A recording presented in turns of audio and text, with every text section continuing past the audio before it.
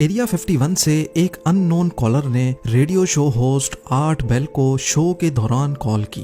Call करने वाला शख्स हद से ज्यादा घबराया हुआ था, जो अपने आप को एरिया 51 का एक्स एम्प्लॉय बता रहा था। उस शख्स ने आर्ट बेल को एरिया 51 से मुतालिक चंद हैरत अंगेज राज बताना अभी शुरू ही किए थे कि अचानक सैटेलाइट ट्रांसमिशन बंद हो गई और उस कॉलर से राब्ता टूट गया। लेकिन 7 महीनों के बाद उस शख्स की दोबारा कॉल आई। ज़ेम टीवी की वीडियोस में एक बार फिर से खुशामदीद। नाजरीन, हमारी दुनिया तरह तरह की मिस्ट्रीज से भरी हुई है। ये मिस्ट्रीज कुछ ऐसे वाकयात, ऐसे इंसिडेंट्स या फिर ऐसी डिस्कवरीज की वजह से पैदा होती हैं जिन पर यकीन लाना इंसानी दिमाग के बस की बात नहीं होती। और यही वजह है कि आज तक इन मिस्ट्रीज का कोई सॉल्यूशन नहीं निकाला जा सका। आज हम 5 ऐसी ही मिस्ट्रीज के बारे में जानेंगे जिनको आज तक सुलझाया नहीं जा सका। नंबर 5, यूएस स्टेट नेवाडा में 7500 स्क्वायर किलोमीटर का एक ऐसा टॉप सीक्रेट एरिया है जिसको एरिया 51 कहा जाता है। यहाँ अमेरिका की एक एयरफोर्स बेस है जहाँ पर यूएस मिलिट्री के कई राज छुपे हुए हैं और इसी वजह से इस पूरे इलाके के आसपास भटकना भी इल्लीगल है। जिन लोगों को यहाँ किसी काम के लिए लाना होता है तो पहले उनकी टॉप लेवल पे सिक्योरिटी क्लियरेंस की जाती है और उसके बाद उनको लॉस वेगस से एक स्पेशल जहाज में बिठा कर लाया जाता है और इस जहाज की खिड़कियों से बाहर कुछ नजर नहीं आता। इतनी ज्यादा राजदारी की वजह से लोगों में एरिया 51 के लिए कई अफवाहें जन्म लेने लगी। कई लोगों का मानना है कि यहाँ यूएस आर्मी उन यूएफओज पर रिसर्च कर रही है जो माजी में गिरे थे। कुछ थ्योरीज ये भी कहती हैं कि एरिया 51 में टाइम ट्रेवल, टेली ट्रांसपोर्टेशन और एलियंस से कांटेक्ट करने पर रिसर्च और एक्सपेरिमेंट्स किए जा रहे हैं। हत्ता के कुछ लोगों का तो ये भी ख्याल है कि 1969 में चांद पर लैंडिंग की शूटिंग एरिया 51 में ही की गई थी। ऐसा क्या है एरिया 51 में जो अमेरिका पिछले 65 सालों से छुपा रहा है? लोगों में एरिया 51 के लिए क्यूरियोसिटी तब मजीद बढ़ गई जब 1997 में एक radio show host Art Bell को एक कॉल आई। कॉल करने वाला शख्स हद से ज्यादा घबराया हुआ था, जो अपने आप को एरिया 51 का एम्प्लॉय बता रहा था। उसने आर्ट बेल को बताया कि उसकी जान को खतरा है और वो अब जो कुछ बताने जा रहा है उसको गौर से सुना जाए। उसने बताया कि अमेरिकन गवर्नमेंट हमारी दुनिया को बदलने जा रही है जिसमें हम आज रहते हैं। उसका मजीद कहना था कि एलियंस रियल में एग्जिस्ट करते हैं और एरिया 51 में यूएफओज को रिवर्स इंजीनियरिंग करके उन पर रिसर्च की जा रही है। अभी वो शख्स और कुछ बताता कि सैटेलाइट ट्रांसमिशन बंद हो गई, जिसकी वजह से उस शख्स से राब्ता टूट गया। 7 महीनों के बाद उस शख्स ने दोबारा आर्ट बेल को रेडियो शो के दौरान कॉल की और बताया कि पिछली वाली कॉल फेक थी और उसने एक मजाक किया था। लेकिन अगर पिछली वाली कॉल फेक थी तो वो इतना घबराया हुआ क्यों था, और अगर ये सच नहीं था तो ठीक उसी वक्त सैटेलाइट क्यों बंद हुई थी? ये स्ट्रेंज कॉल अभी तक एक मिस्ट्री बनी हुई है जिसने एरिया 51 से मुतालिक कई सवालात छोड़ दिए हैं। नंबर 4, ये बात है साल 2003 की, जब चिली के एटाकामा डेजर्ट से सिर्फ 6 इंच लंबा एक हाथ की साइज जितना ढांचा मिला था। ये ढांचा एटाकामा डेजर्ट की एक वीरान बस्ती में सफेद कपड़े में लिपटा हुआ पाया गया। क्योंकि ये सिर्फ 6 इंच का था और इसकी शक्ल इंसानों से काफी हटकर थी, इसी वजह से ये समझा जाने लगा कि ये ढांचा किसी ऐसे एलियन का है जो अर्थ पर आकर वापस नहीं लौट पाया। एलियन होने का अनुमान लोगों में तब मजीद बढ़ गया जब इनिशियल इन्वेस्टिगेशन से मालूम पड़ा कि ये ढांचा किसी 5 से 6 साल के इंसान का है। लेकिन इसकी छोटी सी साइज देखकर इस बात पर यकीन करना मुश्किल था, क्योंकि 5 से 6 साल का इंसान इतना छोटा आखिर कैसे हो सकता है। ढांचा जिसकी तमाम हड्डियां साबित और एक दूसरे से जुड़ी हुई थी और हत्ता के इसके दांत भी जुड़े हुए थे, इसको अगले कई सालों तक एलियन ही समझा जाने लगा। लेकिन फिर 2013 में इस पर डॉक्टर्स की एक टीम ने रिसर्च शुरू कर दी। डीएनए सैंपल्स और हड्डियों के कई सैंपल्स लेने के बाद मालूम पड़ा कि ये ढांचा करीब 40 साल पुराना है और ये किसी एलियन का नहीं बल्कि ये इंसान का ही ढांचा है, जो शायद अपने पैदा होने से पहले ही किसी वजह से मर गया था। लेकिन इसकी उम्र 6 साल के इंसान जितनी कैसे हो गई ये अभी तक एक मिस्ट्री है।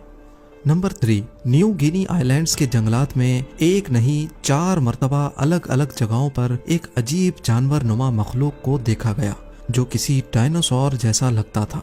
इंडिपेंडेंट न्यूज़पेपर PNG की खबर के मुताबिक दिसंबर 11, 1999 को लेक मर्री में कुछ कश्ती सवारों ने एक देवनुमा जानवर को लेक में चलते हुए देखा जिसको उन्होंने डायनासोर जैसा बयान किया।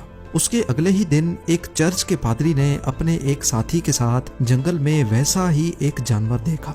उन्होंने बताया कि वो इतना बड़ा था जितना बड़ा एक डंप ट्रक होता है और वो अपनी दोनों टांगों पे खड़ा होकर दरख्त के पत्ते खा रहा था। उसकी टांगें नारियल के दरख्त जितनी मोटी और उसके दांत इंसान की उंगलियों जितने बड़े थे। इन दोनों वाकयात पर किसी ने ज्यादा ध्यान नहीं दिया, लेकिन फिर 5 सालों के बाद वही सेम जानवर न्यू गिनी के ईस्टर्न आइलैंड पे देखा गया। इस विलेज का नाम रबाउल है जहाँ पे कई लोकल्स ने इस डायनासोर नुमा जानवर को देखा।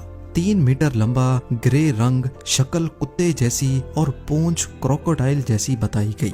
इस खबर ने कई न्यूज एजेंसीज को रिपोर्ट करने पर मजबूर कर दिया और साथ ही गवर्नमेंट ने भी एक सर्च पार्टी बना डाली।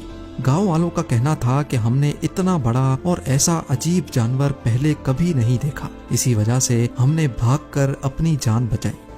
एक और चश्मदीद गवाह ने बताया कि वो बहुत ही बदसूरत था और उसका पेट 900 लीटर वाटर टैंक जितना बड़ा था।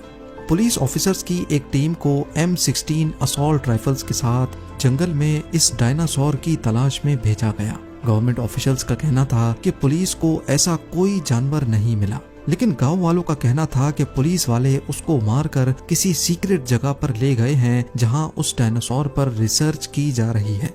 जैसा गांव वालों ने उसका होलिया बताया था, वैसा ही एक डायनासोर इग्वानाडॉन के नाम से जाना जाता था।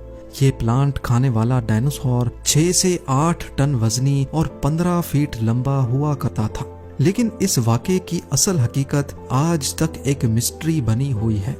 नंबर 2, कुछ लोगों के लिए ये जहन्नम का दरवाजा है, लेकिन साइंस इसको क्रेटर कहती है। नाम चाहे इसका कुछ भी हो, लेकिन इस बात में कोई शक नहीं कि ये क्रेटर दिन ब दिन बड़ा होता जा रहा है। रशिया में वाक़े बटागाइका क्रेटर ईस्टर्न साइबेरिया में मौजूद है, जो दुनिया का सबसे बड़ा क्रेटर है। इसकी खास बात यह है कि ये हर साल 30 मीटर तक अपने आप बड़ा हो जाता है। फिलवक्त इसकी लंबाई 1 किलोमीटर और गहराई 282 फीट है, लेकिन सैटेलाइट इमेज के जरिए ये देखा गया कि 1991 में ये आधे किलोमीटर जितना लंबा था और उसके बाद बढ़ते बढ़ते 2018 में इसकी लंबाई 0.65 किलोमीटर या फिर 650 मीटर्स तक रिकॉर्ड की गई।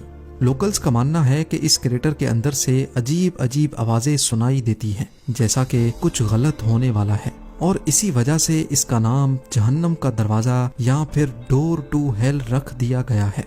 लेकिन साइंसदानों का मानना है कि ग्लोबल वार्मिंग की वजह से अर्थ का ये हिस्सा मेल्ट हो रहा है, जो पिछले लाखों सालों से फ्रोजन कंडीशन में था। पर आज भी इस क्रेटर को बड़ी खौफ की निगाहों से देखा जाता है। और अब नंबर 1, 1920 में एक कमर्शियल जहाज पेरू के ऊपर से गुजर रहा था, तभी पायलट ने जमीन पर अजीबो गरीब फिगर्स बनी हुई देखी। ये फिगर्स जमीन के इतने बड़े एरिया पर फैली हुई हैं कि जमीन पर रहकर इनका अंदाजा लगाना नामुमकिन है। नेज़का लाइंस के नाम से पहचानी जाने वाली ये फिगर्स पेरू में 200 मील के एरिया पर फैली हुई हैं। कुछ पहाड़ों के ऊपर बनी हैं तो कुछ को फ्लैट सरफेस पे देखा जा सकता है। जियोमेट्रिक शेप से लेकर यहाँ जानवरों और परिंदों के स्केचेस भी देखने को मिलते हैं, जिनमें से कई फुटबॉल फील्ड्स जितने बड़े हैं।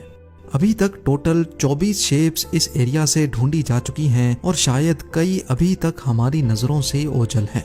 आर्कियोलॉजिस्ट का मानना है कि इनमें से कई स्केचेस को 2 से 2,500 साल पहले बनाया गया था, लेकिन इनको बनाने का मकसद क्या था ये अभी तक किसी को भी सही से मालूम नहीं है। और हैरान करने वाली बात तो ये है कि इतने पुराने स्केचेस आज तक नहीं मिट पाए।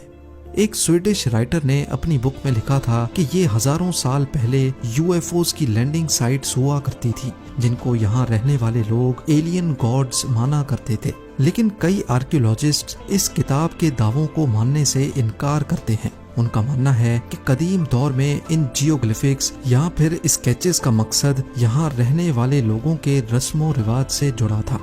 ये यूएफओ लैंडिंग पैड्स थे या फिर कोई रस्मों रिवाज। एक बात तो क्लियर है कि नेस्का लाइंस ने आज तक सबको हैरत में डाल रखा है।